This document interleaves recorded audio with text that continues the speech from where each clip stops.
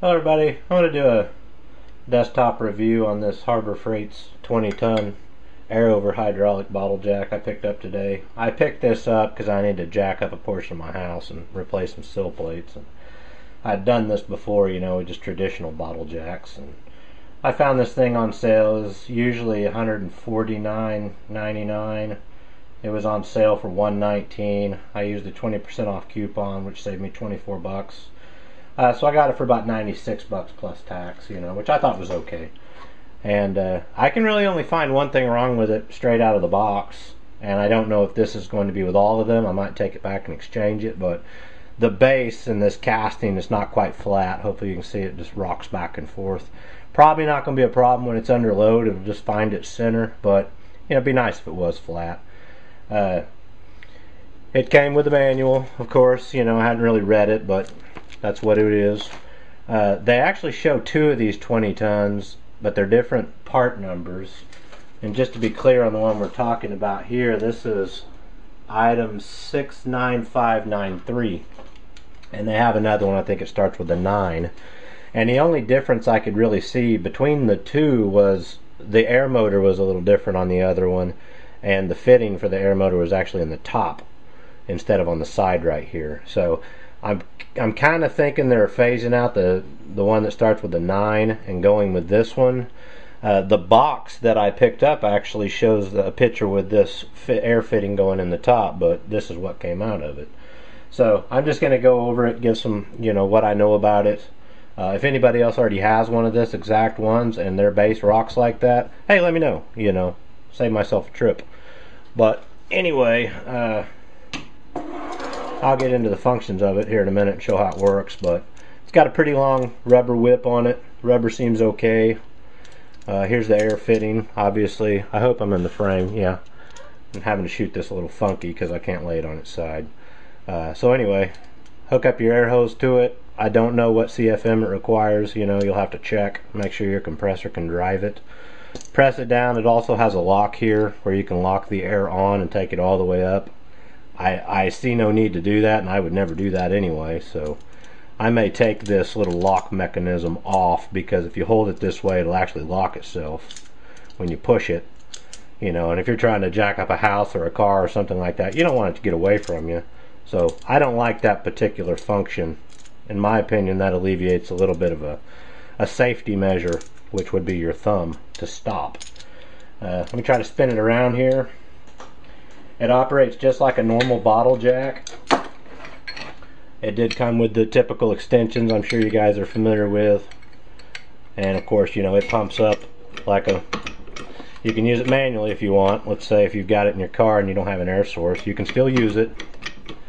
Pump it up. You do have to use the release like you would on a normal bottle jack to let it down. Seems to work just fine. I've run it up and down a few times. Nothing seems to be leaking. Everything looks good. Give you some rough dimensions on this because it is kind of a monster. It's kind of hard to see on the screen there. The footprint's about 5 1/4, but if I go all the way out to the outside of this base where the pump arm would go, it's about 6 1/2, 6 3/4. Length, it's about 8 3/4, 8 7/8 this way. And its resting position, sorry about my arm there, it's about 10 1/2 inches rest to get it up under whatever you were going to jack up.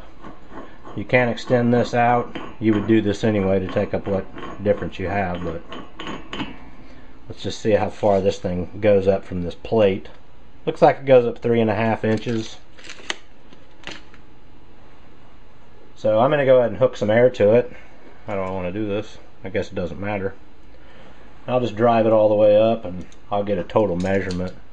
Probably going to run out of space here on the ram. By the way, I have my camera set up, but I'm going to do it anyway. Might get a little loud.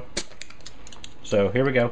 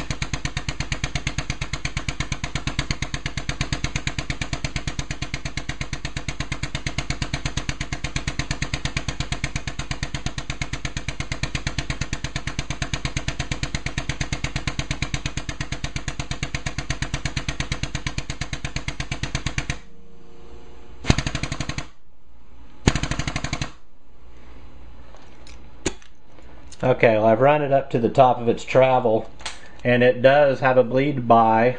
You know, I could see it get to the top and it just stopped, and when I quit giving it air, it would drop down just a little bit and settle. So that's a good feature. You know, you can't jam the ram.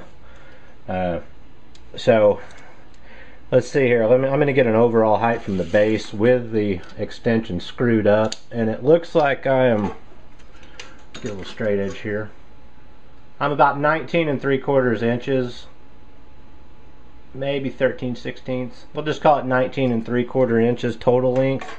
And if I measure just from this, I'll just kind of tell you how far it did go up. About 10 1/4 inches the ram traveled up. You know, those aren't exact figures, that's just what I can see roughly with my eye. And all in all, you know, the fit and finish seems okay. There are some very light scratches on the ram. Don't think it's going to be a problem. Like I said, it feels nice, like it's been wiped dry. All in all, I think it's going to work. I had read some complaints about some people saying that the air motors were leaking and they had to flip around seals or change them. But those reviews are on the ones that had it in the top. This air motor looks completely different, so maybe that's why this is a different model here. It does have a swivel banjo fitting here, you know, so you can kind of move it around where you want. Seems like it's just going to do the trick for me, and I'll explain another reason why I bought this. So let me just let it down. Like I said, you know, you use your deal like you would any other jack. Seats down pretty good. It does have a marking on it here that says 90 to 120 psi is its operating range, I guess.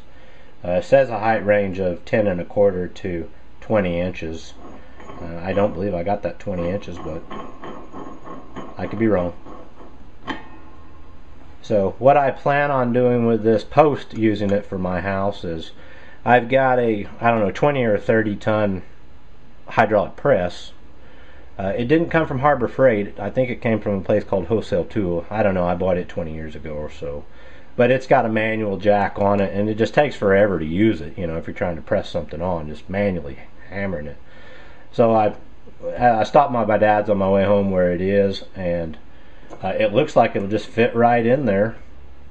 And then I can, you know, of course, convert that to be air powered, which is kind of neat. All in all, you know, it seems like it's going to fit the bill. I've seen only one other video on YouTube where a gentleman was lifting up, I think, some type of a military truck or something like that, and it, you know, I'm not sure how much it weighs, but it took the truck right off the ground. Like I said, this is 20 tons, so this should be doing about 40,000 pounds at capacity. You know, that's a lot of weight. You know, it's not light. I can't really tell you how much it weighs. I'm not real good at gauging that stuff. I'd say it probably is 25, maybe 30 pounds, somewhere around in there, but I could be wrong. All in all, that's about all I have to say about it. I might know more after, of course, I jack up a portion of my home with it. So thanks for watching, and good luck.